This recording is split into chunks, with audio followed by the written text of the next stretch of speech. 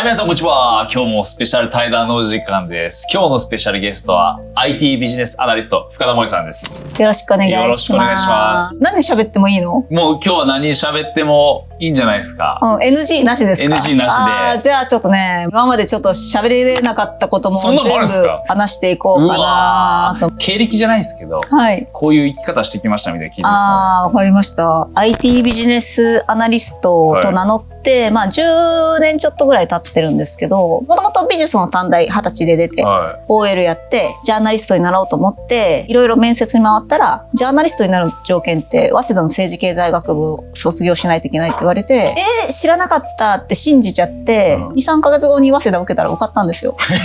でね、早稲田受かったから、よし、ジャーナリストになろうと思って、頭が悪かったんで、合格証書を持って、すいません、早稲田受かったんで、採用してくださいって、いろんな出版社もあったんです。そしたらね、一社から連絡があって、ジャーナリストとしては使えないけど、株アイドルだったら使ってあげるって言われて。書いてありましたよね。株アイドル。株の解説をする女子ね。だけの話なんですけど、半年ぐらいやった後に、大学出てから外資の金融に入って、その後、リーマンショックで。2008年か。そう。で、辞めて、2011年のね、3月11日に、福島原発の事故あったじゃないですか。その数ヶ月前に、同じマンションにインテルの元社長が住んでて、そのインテルの元社長がね、アメリカから面白いやつ来るから紹介するよ。もともと F35 のね、チップの設計もやっていたすごい天才がいるんだって言われたんです。ジェイソンって言うんですけど、そのジェイソンっていう人を紹介されて、その後3月11日の福島原発事故が起こった時に、その人から電話があったんです。今すぐ東京を出ろと。メルトダウンを起こしかけていると。日本政府はそれを隠蔽しようとするからすぐに逃げるんだって言われたんです。で、私1ヶ月分の荷物をまとめてそのまま関西に。その人何人でしたっけ？台湾系アメリカ人です。なるほど、なるほど。8分の1がユダヤ。結局ユダヤなんだよな。8分の1がユダヤ。で、その時にね、日本なんとかしたいと思うじゃないですか。株式投資ばっかりで自分は生きてきたけど、原発事故を機に投資をして、どこが儲かるかもうわかるわけ。株でお金を儲けるよりも、次は意味があることがしたいと思ったんです。で、その時に、ジェイソンにね、今の日本って、放射線がたくさん降り注ぐ中で、動作するチップを作る技術がないと。それを一緒に日本でやらないかって言われたんです。半導体ってね、放射線浴びると壊れるんです。そうなんですね。そうなんですよ。あれってね、半導体のチップの上に電子が流れてるんですけれども、そこに放射線が降り注ぐと、電子が動いちゃうんですよね。で、電子動くってデータが変わっちゃうんですよ。なるほど、なるほど。ソフトエラーが起こったり、重粒子線とかでもう都市が焼けちゃう半導体のね。だからそういうものに強い半導体チップ設計を作れば、福島原発の中の高放射線の中でね、動くロボットが作れるんです。そういうことか。そう。私はそういうね、その技術的な課題をこう解決するような会社を作って、自分の国に貢献するようなことしたいなと思ったんです。で、ついでにお金も儲けようと。もちろん必要ですからね。そう。ジェイソンがね、F35 の開発計画、JSF 計画って昔あったんだけど、ジョイントストライクファイター計画ね。それって90年代にアメリカが始めたプロジェクトだったんですよ。その中で最先端のチップを設計しなければならないっていうことで、アメリカでコンペがあったんです。IQ200 のちょっと宇宙人系の人なので、いきなり会社作って、F35 のチップコンペで自分の設計がそれ全部勝ち取っちゃうみたいな。すげえ大学卒。当時はまだ台湾人だから、台湾でそのチップの設計をしていたら、マフィアに襲撃されたり、台湾系の大企業のね、社長になんかその技術を譲れと言われたり、あれですか？の実質支配者。いわば台湾マフィアっていうか中国マフィア、チンパンの今の現代のトップなんですよ。チンパンっていうのはまあ中国でアヘンを流通させていた麻薬マフィアなんですけれど、それが戦後台湾に来て台湾社会を今牛耳ってる闇の組織なんですよ。もうだから政府とズブズブってことですか？政府とズブズブなんです。東海石っていうのはチンパンだ。チンパン。宋美齢は何でしたっけ？宋美齢もチンパン。彼女は石膏財閥って呼ばれていた人です。そうですよね。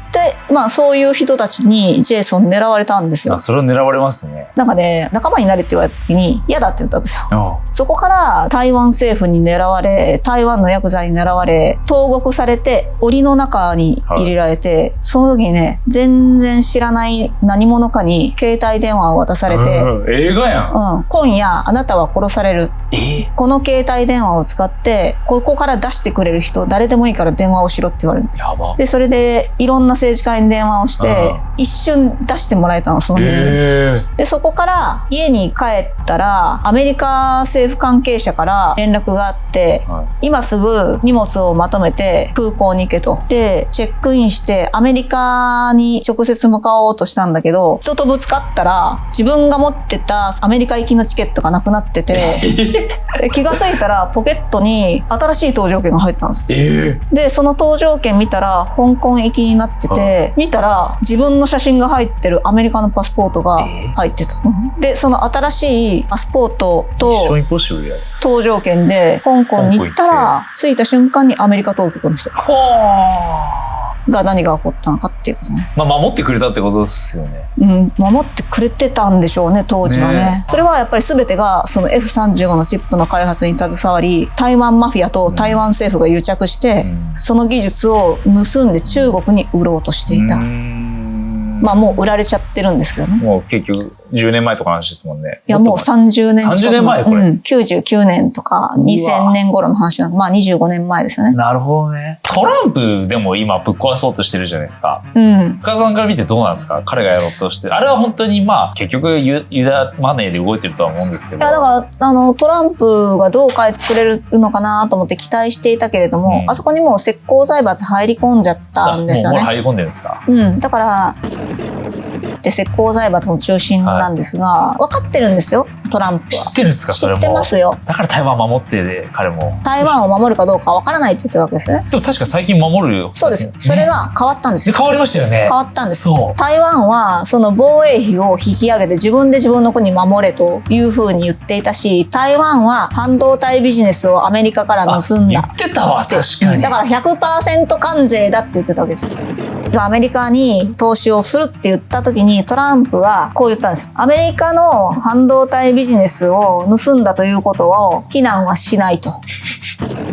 は世界で最もパワフルな会社だからだって言った。ただちょっと皮肉を込めてるんですね。トランプは屈したわけですよ。俺というアメリカの大統領よりも強いっていう意味で世界で一番パワフルな会社の権力。彼ら世界で一番なんですか？そうですよ。いやもうやっぱそうなんだ。だってトランプが屈した相手っていないじゃないですか。いないっすよね。そんな財を持ってるんですね。で、だって今先週だったかな、インテルの CEO アメリカ人とかじゃなくなっての支配者で、うちのジェイソンの技術を盗んで企業を大きくした審判のトップの片腕が今やってますよ。それをもうトランプは何も言えません。なんか巨大すぎません？結構巨大ですよね。巨大すぎて本当太刀打ちできないですよね。だって石膏財閥の傘下ってね、まあ、ソフトバンク入ってる、アリババ入ってる、AMD っていうね、アメリカのインテルに次ぐチップメーカー入ってる、NVIDIA ね。NVIDIA も、そう、NVIDIA も入ってる。もう今の新しい AI 作ってる人たちじゃないですか、全部。でも全員そうですよ。チャット GPT のコアでエンジニアやってる人たちは中国人だし。あ、そうなんだ。オープン AI も。サム・アルトマンも食われちゃったじゃないですか。食われましたね。食われちゃった。今一緒にやってますもんね。サム・アルトマンが金に困ってソフトバンクと NVIDIA の金を受け入れたら、その数ヶ月後にはディープシーク現れたでしょ。で、ディープシークの方が性能高いんですよ。ね、安くて。そう。なぜそれができるかっていうと、かなりの部分を移転してるっていうのと、安くできる理由は、NVIDIA の GPU、あれを本当は中国に流しちゃいけないのに、流してるんですか？流してるんです、彼ら。あ、そうなんだ。使ってるはいるんですね、じゃあ。使ってるし、NVIDIA のが企業秘密を提供しないとできないようなことを実現してるんです。そこ繋がってるんだ。だから全部繋がってるんですよ。でもそれで一気に NVIDIA の評価が落ちたことがありましたよね。NVIDIA は自分の株を自分の仲間内で空売りかけてたんで、全部取り戻してるんです。儲かっちゃってるんですよ。出来レースですね。株式投資ね、皆さんやめた方がいいですよ。アホらしいからね。全然、触れるもの以外何も信じない。物をね。でも、こう、熊本にやってきて、日本はもう終わりですか、そういう意味では。熊本取られたら終わりですね。しかもあれ環境汚染もこれも事実ですか？日本のね、半導体メーカーっていうのは、ちゃんと毒を中和する除害設備を入れてるんですよ。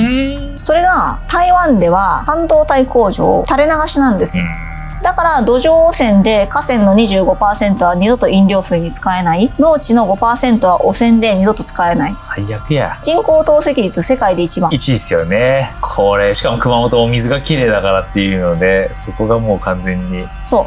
そもそもね、半導体工場って水源地には作らないんです。あ、そうなんだ。だからアメリカではアリゾナじゃないですか。アリゾナって砂漠地帯です。砂漠地帯ですよ。それでも、熊本県は何の薬品使ってるのかを後悔しない。それ大騒ぎしてたんですか、当時。去年の頭ぐらいですもんね、2月とかですもんね。そう、大騒ぎしてたんです。それ命狙われそう。いや、だからうちの実家の工場なんか突然謎の火事で全部全焼したんです。手を出しちゃいけない闇ってことですよね、もうそこが。闇があるんですよ。でも、深田さん的には財務省がその悪の根源とかだったりするんですか、日本は。日本の何がおかしいのかっていうとね、予算配分って議会で決めるんですよ。本当は議会が決める。アメリカとか行くと、何をやるためにどれぐらいの予算を取りましょうっていう時に、取りすぎだとか、いや、いくらぐらいかかるんだ、これは国のためになるんだ、いや、ならないんだみたいなことを議会で議論するわけですよね。みんな勉強して、理論武装して、議員たちがその場で戦うわけですよ。ところが、日本って、議員が省庁に電話して、質疑があるから質問用意しといてって言って、質問用意しましたって質問票が来るでしょ、この質問の意味はって言って質問をレクチャーに来るわけですよ。で、回答ももう用意してるんですよ、省庁が。質問内容も回答内容も分かってるわけよ、お互い。だから、アナウンサーとか、元タレントとか、台本読んできた人たちが、あそこで活躍してるんですよ。なるほどね。台本読むだけだから。その、台本にないこと質問したら、回答は差し返させていただきます。よく言ってる。そう。大臣が質問にちゃんと答えないっていうのは、あれ憲法違反だから。やりまくってるじゃないですか。舐めてるんですよ。消費税がなぜ消費税って名前になったのかってことですよ。やってること付加価値税じゃないですか。そうだ。付加価値税って言えないんです。言えないですよね。消費税じゃなきゃいけないですよね。なぜかというとね、付加価値税のトラウマが財務省にはあるんです。1950年代に付加価値税が始まろうとしていた時、国民が怒って付加価値税ね、もう議会で決議が通って施行日が来て施行されてるのに、本当に徴収したら国民にぶっされそうだなって思って、そのままシューンってなくなっちゃうの。なるほどね。税金始まるよって言ってさ、取らずに終わるとかさ。やばい。すごくない？付加価値税の時の熱い日本国民の思いをもう一度。でも名前だけでそんなね。消費税っていう名前になったのは、やっぱ付加価値税ってなると、また国民がうわーってなるって思って、消費税って名前に変えたんですよ。この消費税のからくりに気がついたら、みんな怒ると思う。輸出企業補助金だもん。そうですよね。皆さんから大企業に対する補助金を課税して集めて大企業に上げてるだけなんでね。だから経団連は消費税増税派なんです。自分たちの懐に入るから。そうですよね。財務省、なぜ解体するのがいいのかっていうとね、アメリカの失敗は、この IRS を中国に乗っ取られたわけですよ。もうそれはダメだ。オバマの時代に、数千人の中国人が IRS のエージェントとして入り込んだ。それで、反中やってる政治家。全員もしかして。やられたんですよ。かなり。あとは民主党とかリベラルに反抗する政治家が選挙の前になると監査入るとかね。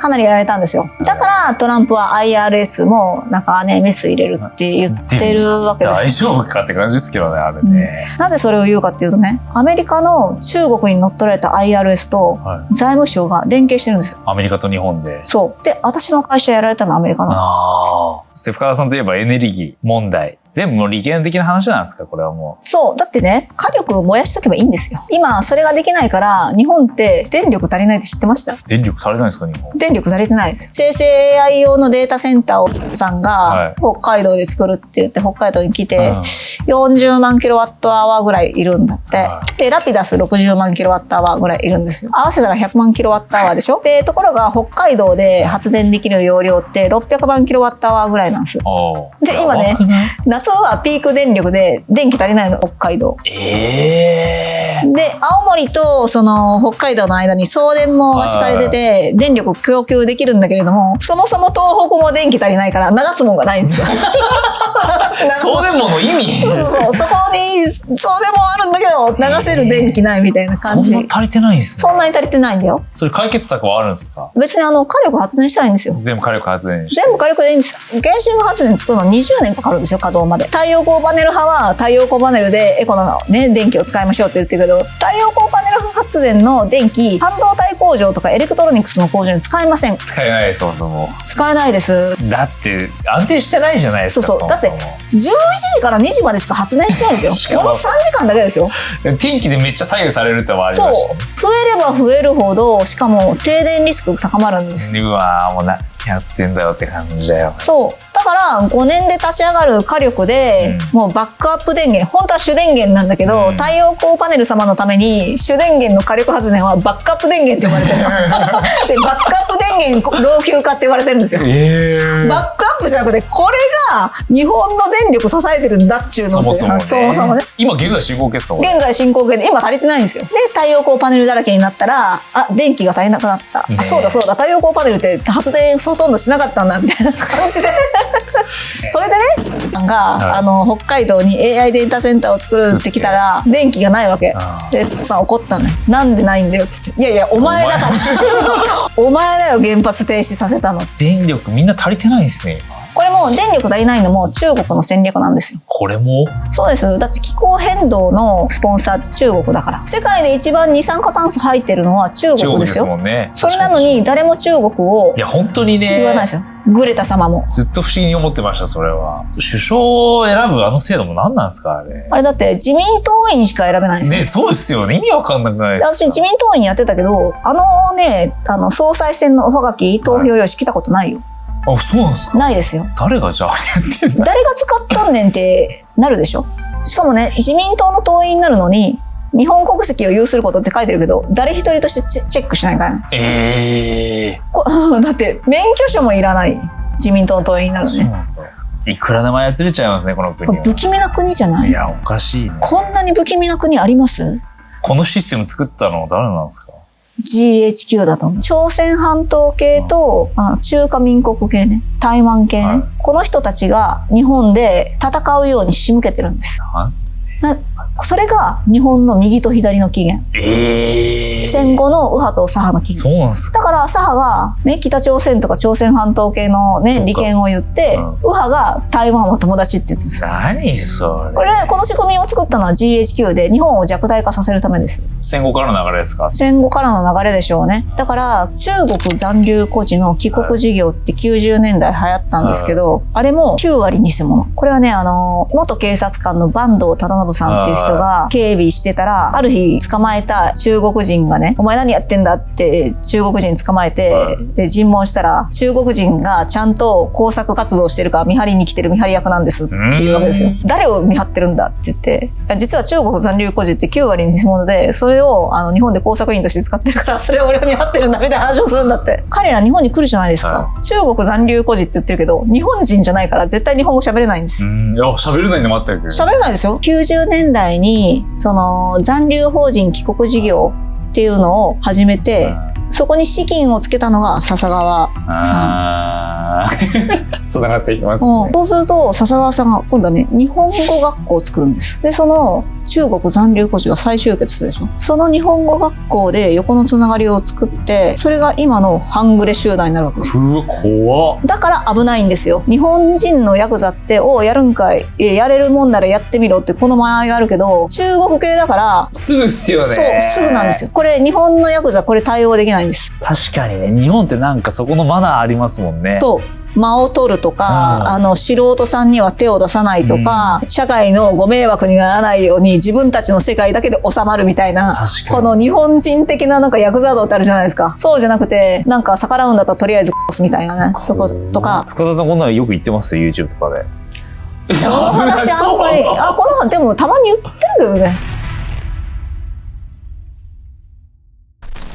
だから、ある意味、その満州国の方々、全員、そういうルートを作ったんですか？そうですよ。だって満州国ってね、大東亜共栄圏の中心地でしょ。あれって結局はそのグローバリズムの構想の一環ですよ。アジアグローバリズムって感じですか？そう。だってグローバリストが推進してるのは、アジア地域、ヨーロッパ地域、アメリカ地域の天下3分の計ですよ。だから三極会議がダボス会議とパラレルで動いてるじゃないですか。彼らもね、完全に1個にするのはちょっと難しいんだろうなと思ってるので、3つに割って、その地域ごとでまとめましょう的なね。だからある意味岸信介とかあの辺の流れも全部そうですよね。だから岸信介は大東亜共栄圏を目指し、彼らがやってることって満州中心のアジア圏です。そういうことですよね。だって日本のためになること何もやってないでしょ、あの人たち。RCEP って中国とかその他の地域との経済協定なんですけれども、その協定の中身って中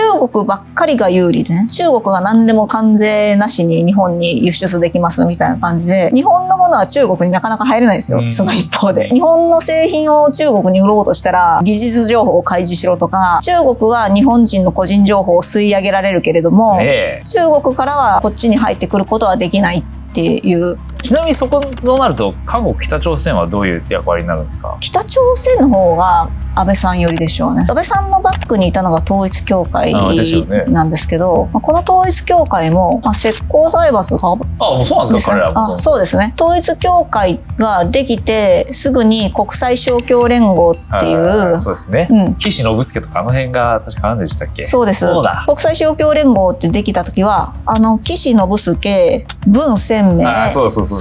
そして、笹川、さらに蒋介石で、満州アヘン利権グループだとこういう人たち。やばいでしょ？やばいっす。やばい人たちなんですよ。で、この人たちが、統一教会を中心として国際勝共連合を作り、日米安保の時に大学闘争あったじゃないですか。あの時に日米安保反対運動を潰したのが、この国際勝共連合と統一教会から出てきた、ちょっとチンピラみたいなのがね、もう、暴力で鎮圧したわけです。その際に、国際勝共連合側は国会議員の先生方に何かあってはいけないから、ボディーガード出しますって言って、100人ぐらいの秘書が入り込んだの。これが、秘書が統一教会。そういうことか。で、その自民党の中に、統一教会系のね、国際勝共連合系の人たちが、秘書として牛耳っているっていう頃の都市伝説ずーっとあって、これ昔から結構あったんですか？そうそう。ずーっと聞いたことあったんですよ。清和会のね、議員に電話してアポ取るでしょ。で、アポ取ると、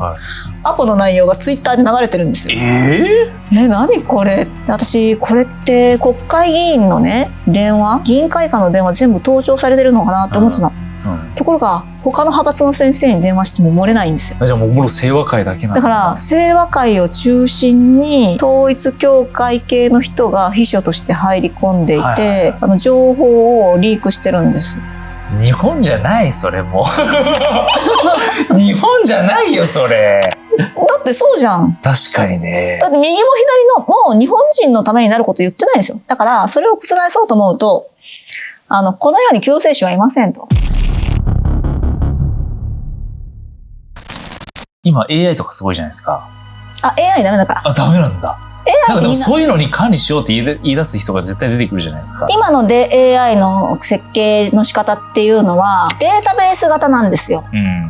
これって本物 AI ではないんです。人間って無意識的な行動をするときってね、自分の中でパターン化したりとか、統計的にそうするっていうことを選んでるので、これがその統計上の癖となって出てくるんですよね。確かに。だから、今のデータベース、統計ベースでの人工知能って、それっぽく見えるんですよ。なるほど。っぽく見えるんだけれども、人工知能自体は意味を理解してないし、何も考えてない。本当の AI みたいなのって誕生するんですか？そういう。かなり先でしょうね。まだ全然先でしょう。もどきがあるだけなんですね。20代の後半では定量分析とかやってたんで、AI の時代になって、AI の時代だから私はちょっと AI の勉強しとくかとかってコース取るでしょ。蓋開けたら、あれ私が定量分析の勉強してた時と同じ式じゃんみたいな。お前たちなんでみたいな。なるほどね。まだここにいるのかみたいな。そういうことは AI の中身って統計なんです。数学の統計の、そうそうそう。本当の AI ってそうなると何になるんですか？だからデシジョンツリーとか、バウンダリーコンディションの作り方とか、AI の中でもこのモジュール作るの難しいねみたいなこと、アルゴリズムがいろいろあるんですよ。でも中国が目をつけたのは、計算してるかを抑えたらいい。頭いいな。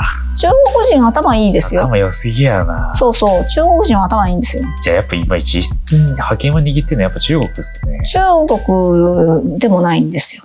違うんですか？だから石膏財閥なんですよ。そうか、別に中国っていう国じゃなくて裏にいる石膏財閥。なぜかっていうとね、あそこの中で石膏財閥って石膏省と江蘇省の人たち。そうだ、その2つの省の人たちなんですよ。相当エリートなんですね、だから彼ら。中国の中でも半導体利権の戦いがあって、反石膏財閥派は全部潰されたんです。全部潰されて全部乗っ取られたの。利権に。だから中国の中では反習近平が。だから結構言われてるじゃないですか。習近平自体が解体されるのが戦争が起きるか内部で割れるかみたいな。そうそう。だから習近平がミスったのは、中国人ってか一番大事にしてるものってお金じゃないですか。そのお金を別の金持ちから取り上げて全部石膏財閥にあげたって、こういうことをやるとそれは反感買うよね。反感買うよね。だからどこもやっぱもう国民が立ち上がる時ですね、これも。中国人も頑張れって思う。ね、頑張れってことっすよね、みんな。そう。中国人も頑張って自分の国を取り戻すんだと。イライラはみんな溜まっていってますからね。そう。君たちの国もグローバリストにやられている。だってロシアがまともに見えるもん。でも、今の時代って、この財務省解体問題もそうだけど、国民がそれを分かってくれれば、助けてくれますね。多少は変わると思うんですよ。ね、そう。民主主義ってね、これね、実はイズムじゃないんですよ。実は。イズムだと思ってたけど。イズムじゃないです。そこに思想はないんですよ。じゃあ民主主義って何なのって言うと、これも思想じゃないです。不公平だったら怒る。これね、人間の本能なんですよ、これ。なるほどね。だから最後は、そっか。この本能が勝つはず。いい。それいい。なんかちょっと、どうしようもない権力の話してたけど、最後は、その希望がね。民主主義は、これはイズムじゃないし、思想じゃない。これ本能だ。面白い。だから、我々は本能に従って生きていこうよって。いい、それ。消費税が高すぎる。そうだね、本能がそうだって言っている。変なやつ現れそうですけど、それ利用してなんか。これが本能だからっつって。エロは許してる。だってエロは本能だから。生存本能だよ、エロは。確かに。でも希望ですね。そう、希望。エロはイズムじゃないんです。それ歌っていきましょう。そうしましょう。最終的には。最終的に。今の政治おかしいって、この本能を信じて突き進めばいいんですよ。それだわ。そうでしょ？いやー、深田さんの本。はい。先ほど聞いたのは IT 戦争のIT 戦争の支配者たち。最新の本とかじゃなくていいですか？そう、この IT 戦争の支配者たちに、この国の支配構造ね、半導体を牛耳る者がなぜ世界を牛耳られるのか。ロスチャイルドを潰す新たな勢力ね。石膏財閥の闇についてここで詳しく書いてるんで。今までのこのロスチャイルドヨーロッパ系から新たな新時代を牛耳ろうとしている勢力についてが分かるってことですか？そうです。3時間半かな？なんか面白かったですよね。いや最高ですね。なんか途中ちょっと絶望を見ましたけど、あまりにも権力が巨大すぎて、最後は本能に帰るっていう、至ってシンプルな、シンプルでいて誰も逆らえない、そう本能だから逆らえない。みんな持ってますから、それでいいんですよ。不公平おかしいよね。それいいじゃん。いや、ありがとうございました。どうもありがとうございました。